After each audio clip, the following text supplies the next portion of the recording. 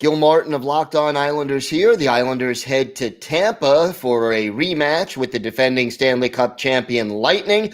We have a full preview plus some potential line combination changes that may have a big effect on this team going forward. All that and more on today's Locked On Islanders podcast.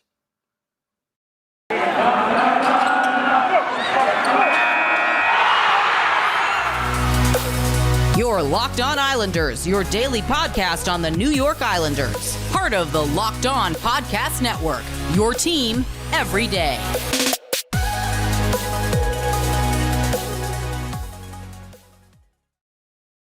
All right, everybody. Welcome to the Monday edition of the Locked On Islanders podcast. Hope everybody had a great weekend. Islanders did not play this weekend, but it's a busy start to the week. Tonight in Tampa, tomorrow in Florida, and then Saturday, the long-anticipated first ever game at the UBS Arena. We'll have all of that and more. I want to thank everybody for making Locked On Islanders your first listen every day. We are free and available on all platforms. We have got a lot to discuss on today's show. The Islanders heading down to Tampa. We have a full preview. First meeting between the Islanders and the Lightning since the Lightning eliminated the Islanders in Game 7 of the conference finals last year's playoffs. And I'll tell you, it would be a sweet revenge game for the New York Islanders if they could pull off the victory. Also, the Islanders making some line changes in practice. We'll see if Barry Trotz sticks with them during the game, but we'll be discussing that and its potential move, what it will mean for the team later on in today's show. We also have our Islanders birthday of the day and a whole lot more coming up. So make sure you stay with us. If you've got something Islanders related on your mind, you have a question, a comment, or a topic that you'd like us to talk about on the show, feel free to email us. The email address, lockedonislanders@gmail.com. And if you leave your first name and where you're from, we're happy to mention you on the show when we talk about whatever it is that's on your mind. You could also follow the show on Twitter at Locked On Isles, and you could follow me, Gil Martin, on Twitter at Ice Wars, NYRVSNYI. We'll keep you up to date on all the latest Islanders news, notes, and happenings. So we're going to get started talking about some of these line changes, but I'm going to introduce it with an email I got from a listener, and I want to give a shout out to Don for sending this email. And, you know, he talked about a number of issues, including the importance of screening goaltenders. And he said, you know, in the Devils game, and I agree with him, that it was one shot and out all night long. Talked about that on the Friday show, and it was definitely an issue. But then he goes on to say this: line 3 on this team has got to start chipping in. They have 1 goal in 11 games, and that's not going to cut it. They are not altering the momentum in any way. And let's face it, the Isles' 2 scoring lines are solid, but not typically going to carry us to a win. Parise is a digger and works hard, but he has very little scoring ability anymore. Palmieri has had some great looks this year and has been unable to capitalize. I mean, his strength is shooting the puck, and that is not even mentioning how slow he looks. Hopefully, he could find his touch. Personally, I think it's a waste to have J.G. Pageau on the third line because of his goal scoring and playmaking ability. I realize must lends him to stay at center, but I would like to see him moved up to a top 6 role. The beauty of J.G. Pageau is he could play all 3 roles on offense: shooter, grinder, playmaker, plus play solid defense. I would like to see him play with Nelson and Beauvillier. I like that player mix, speed, grit, and talent. That being said, J.G. Pageau's play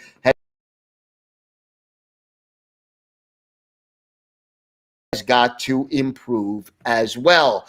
Well, understand and agree that the third line has got to pick up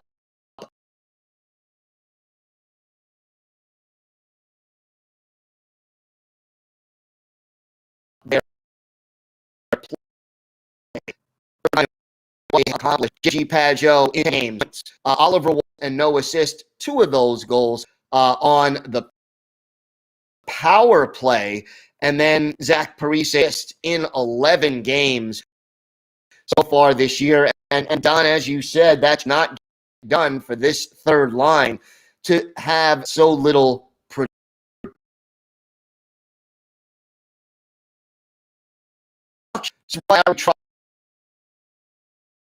Trotz did the same thing that you saw, and like I said, we have discussed it, but what he did,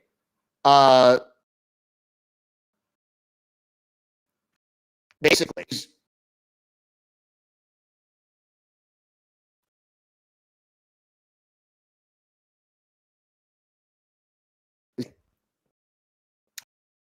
who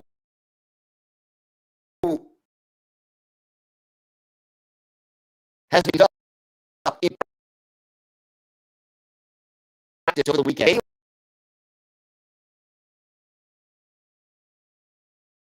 Has moved to the line with Joe and Oliver Walsh. I have some things I like about this move and some they don't like about it. Putting Parise on the top line when he's struggling so much is why try to get him going and put Parise two-way hockey there, not where he was in the but still no get done, even if maybe his body doesn't always listen quite the same way that it used to. Putting him, Barzal, and Lee may be able to spark him offensively and get confidence back, get him going, improve his. Meanwhile, if you move Bailey, they're the third line. You have Pajot, who two-way play, who is the best and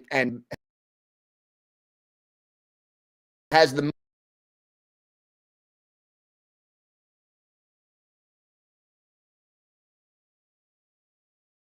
best vision probably of any island forward. And you have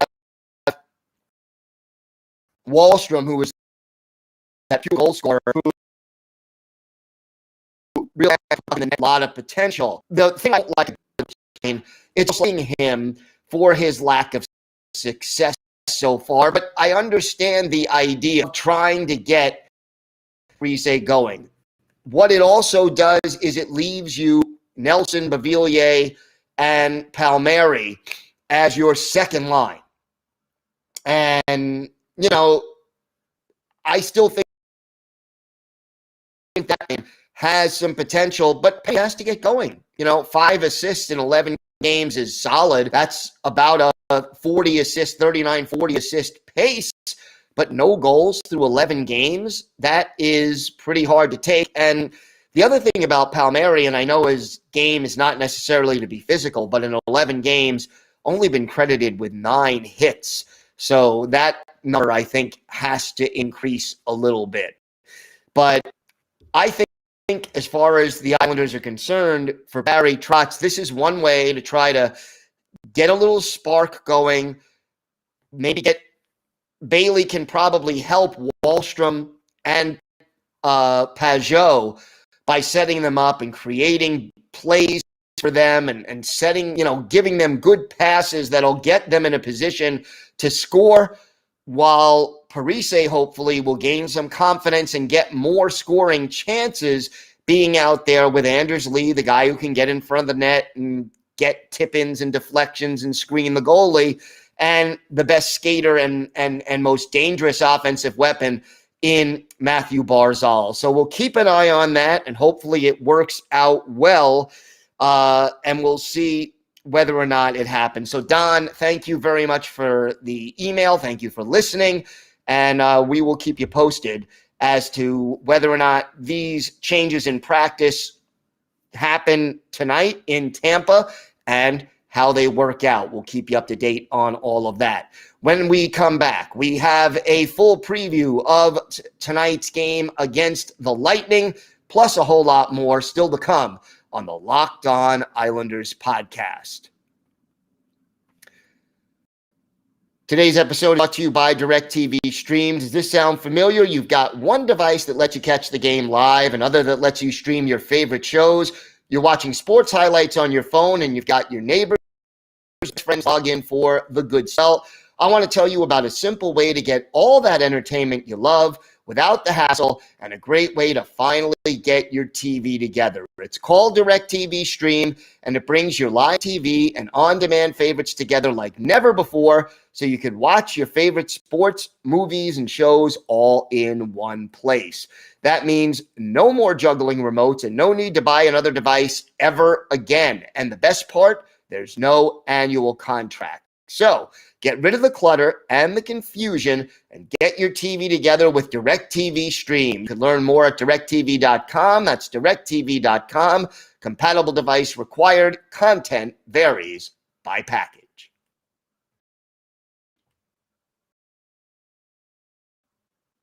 Tonight in Tampa, 7 o'clock time, Islanders and the Bolts. The Tampa Bay Lightning, the team that eliminated the Islanders in the playoff. And Tampa Bay off to another solid start. You know, they struggled early, but they're now 7-3-3 on the season.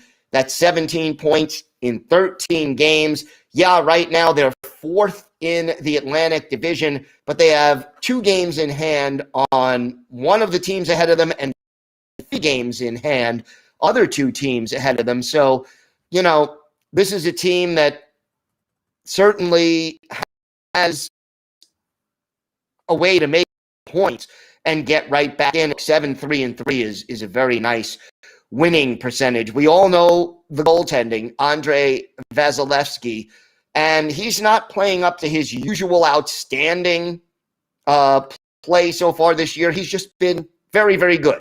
2.31 goals against average, a .921 save percentage, which is great, a 6-2-3 one-loss record, not any shutouts yet, but is anyone worried about Vasilevsky? I don't think so. The Tampa Bay right now, 19th in the league out of 32 teams in goals scored, 12th in goals against. So, you know, a little below average in the goal scoring department, which is a little bit of a surprise, although injuries certainly play a role. And then the goals against, very good, but not, I guess is the way you would put it. Steven Stamkos currently leading 13 games. Alex Killorn, also 7 goals. Island favorite Braden Point has 5 goals and 10 points, and Victor Hedman, 11 points in 13 games. So some very familiar names on this team. Special teams wise, when you look at it, the penalty kill is top 10. They're 9th in the league, 84.1%. So it won't necessarily be easy for the Islanders' power play, which continues to struggle to get back on track against Tampa Bay. Meanwhile, Tampa Bay's power play, a little below average. They're 18th in the league, 18.4%.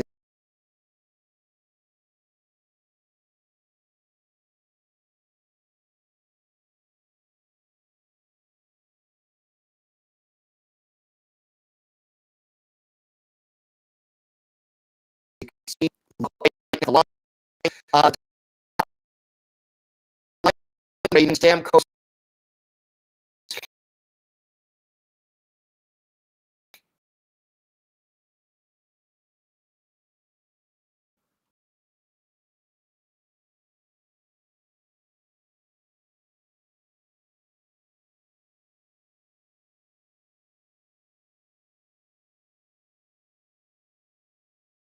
center.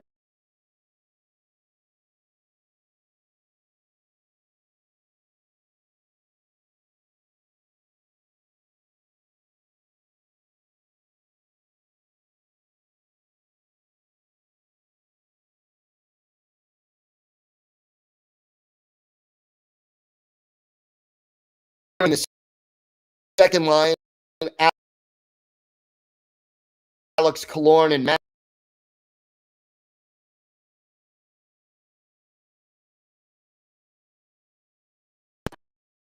Joseph on either side of him. Pierre-Edouard Bellemare is the goaltending action. When I this, obviously, one thing I definitely want to make sure I do is remember remember where we're at as compared to last year. This is the team that eliminated the Islanders in the playoffs last season and the year before. This is the team that in Game 7 caused the Islanders to fall 1 goal short of overtime and of reaching the Stanley Cup final. And the Islanders have to keep that in mind. And I think they have to understand, psychologically that there's a score to settle here and to come out and be aggressive and take this game to the Lightning. The power play has got to get going. And offensively, the Islanders are not getting to those dirty areas. They are not getting to the goal, getting second chances, getting rebounds, getting tip-ins, getting deflections, and screening the goalie. And you know what? The Islanders have balance offensively. Players across all of their top 3 lines who are capable of scoring 15, 20, 25 goals a year, some of them even more. But there's no sniper on this team. There's no guy that you fear. And the Islanders have to make sure that they do the dirty work, that they get the hard work done in order to beat teams like the Lightning. Because, look, the Islanders can play against bad teams and they need to pick up the points when they are playing opponents who aren't very good. But you want to win a Stanley Cup championship, you have to be able to beat the teams that are good. And that, includes teams like the Tampa Bay Lightning, who are the 2-time defending Stanley Cup champions. And, the Islanders need to go out there and show them that they can compete. I think that you want to make sure that a guy like Hedman and a guy like Stamkos and Point, you can't let him, and Palat, you can't let him have speed through the neutral zone. You simply cannot do that. And, the one thing that happened that one playoff game when Tampa Bay just shellacked the Islanders is 7-0. The Islanders let them skate through the neutral zone unencumbered. You do that, lose. So the Islanders need very much to get back to basics, crash the net on offense, get those dirty goals, and then on defense, don't turn the puck over in your own zone and clog up the neutral zone so that Tampa Bay isn't making these fast rushes where they can use their speed and take advantage of scoring chances. Kind of the keys for the Islanders. Look, 2 games right now. I don't know whether we Sorokin tonight and Varlamov Tuesday. You go Varlamov tonight and Rokin Tuesday. But realistically, I think they'll go with Varley against Tampa only because you want to get Varlamov sharp, and he's only appeared in the 1 game so far, and then you had the long layoff. But we'll see what Barry Trotz wants to do. And, of course, we'll have updates as soon as we know something on Twitter. So don't forget, we have more to come on this episode. We have our Islanders birthday of the day and some more thoughts about tonight's to come on this episode of the Locked On Islanders podcast. Today's episode is brought to you by Built Bar. I'll tell you, Built Bar is the protein bar that tastes like a candy bar. And I love Thanksgiving. All the good food and treats and plenty of them, but maybe you want a yummy dessert that isn't so full of calories and sugar. Well, that makes Thanksgiving the perfect time for Built Bars. Built Bar is the new holiday dessert. 1 slice of pie has upwards of 300 calories, and that's on the low end. But most Built Bars have only 130 calories and just 4 grams of sugar with plenty of protein. All of them are low calorie, low carb, low fat, high protein, and they're all covered in 100% chocolate. And Built is a great option for when you're hungry. If Thanksgiving isn't coming soon enough, go for a Built Bar or 2. And there'll be new surprises all month. Limited time flavors arriving at Built.com regularly, so check the site often. And there's nothing like a Built Bar Black Friday. Mark your calendar. Black Friday will be a huge event with all sorts of surprises. Go to built.com and use the promo code LOCK15 and you'll get 15% off your order. That's promo code LOCK15 for 15% off at built.com. Once again, want to thank everyone for making Locked On Islanders your first listen of the day. We are free and available on all platforms. Time for our Islanders birthday of the day, and we want to wish a happy fifth birthday to former Islanders defenseman Ray Schultz. Sunday was his actual birthday.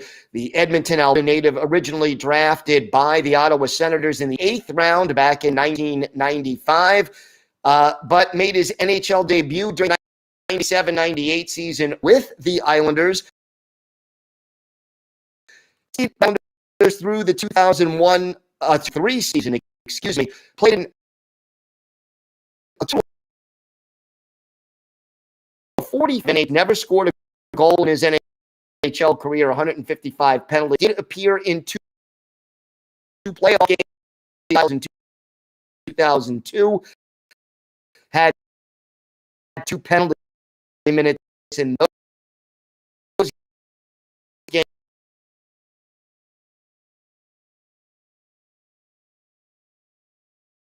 games. Finished his professional hockey career in the AHL into the end. So we're going to look for a game at the Coliseum, and it was a goal for Atlanta. For the Islanders, and the Islanders got on Gary Galley, his 4th from Dave Scatchard and Mark Lawrence. One thing, Islanders just a minute 31 into the game. Then Parise Cherkovsky doubles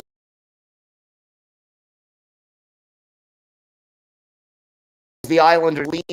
Schultz, and then Islanders lead at 10:57 of the opening period. His 10th from Oleg Pasha. And then when get on the power play, Donald awarding Parish Potts a power play goal, his 11th. Tim Connolly and Marius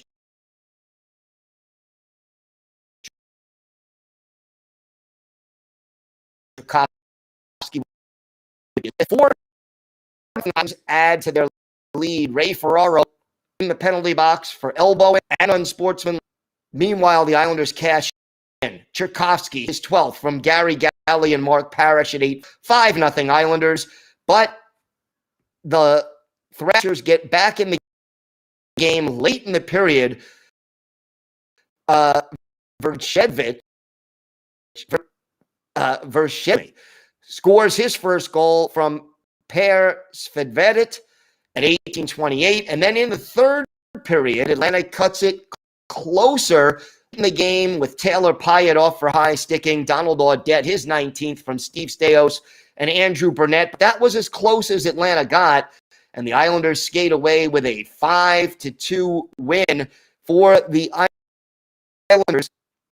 A solid performance all the way around. Wade Flaherty, 25 saves, a win for Ray Schultz.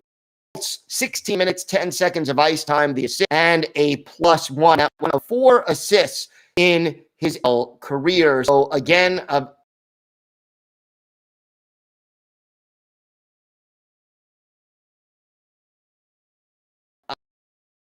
Ray Schultz, he is the birthday of.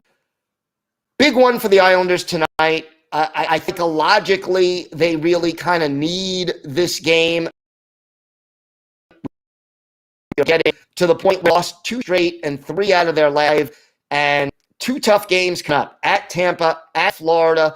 You know, we know the Lightning, 2-time defending champions, Panthers playing some great hockey. So Islanders need some points right now in order to finish the road trip, make it a successful road trip. You know, we said needed 18 points in this to have the minimum that wanted. Well, they need 1 more point in these last 2 games to do it. I said 15 points in 13 games would make this a very successful road trip. That is still, they can win overtime or shootout, but it's not easy against this tough competition. We'll see the character of this team over the next 2 games and then head home for the very first game ever at the UBS Arena, and I am so excited for that. And thanks again for making Locked On Islanders your first listen every day. Make your second listen Locked On Bet, daily one-stop shop for all your gambling needs. Locked On Bets is hosted by your boy Q with expert analysis and insight from handicapping expert Lee Sterling. They are free and available on all platforms. That's going to do it for this episode of Locked On Islanders podcast. Have a great day, everybody. Stay safe. And, of course, let's go Islanders.